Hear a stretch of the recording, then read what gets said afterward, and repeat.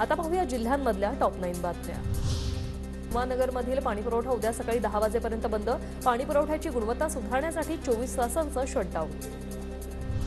अमरावतीच्या आदिवासी भाग असलेल्या चिखलदऱ्यात 100 गावांवर पाणी टंचाईचं सावट। 3 तालुक्यांमध्ये 26 टँकांनी पाणीपुरवठा करण्याचा निर्णय।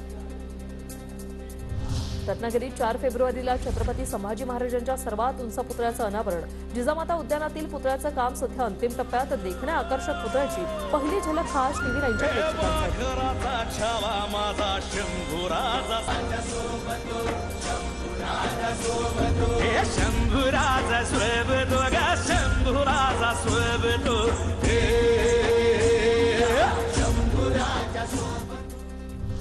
तब्बल 300 कोटींची थकबाकी राहिल्याने महावितरणकडून अहमदनगर पालिकेच्या पाणीपुरवठा विभागाचा वीज पुरवठा खंडित। परिणामी शहरातील पाणीपुरवठ्यावर मोठा परिणाम होणार।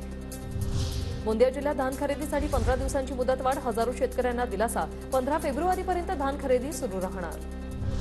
जळगावच्या भुसावळ बाजार समितीत चांगल्या प्रतीच्या कांद्याला 1000 ते 1200 रुपये दर, तर दुय्यम प्रतीच्या कांद्याला 600 ते 800 रुपये प्रति क्विंटल दर। नांदेडमध्ये कोथिंबीरीला 1 रुपये दर। संतप्त शेतकऱ्यांनी 1.5 एकरवरील कोथिंबीर पिकावर जनावरं सोडली। लागवडीचा खर्चही निघत नसल्याने शेतकरी हवालदिल। रक्त घ्या पाणी घ्या, दुष्काळग्रस्तांनी राष्ट्रीय महामार्ग रोखत केलं रक्तदान। विजापूर पंढरपूर महामार्गावर सांगलीतील दुष्काळग्रस्तांचं आंदोलन। जत तालुक्यातील 65 गावातील पाण्याचा प्रश्न अद्यापही ऐरणीवर।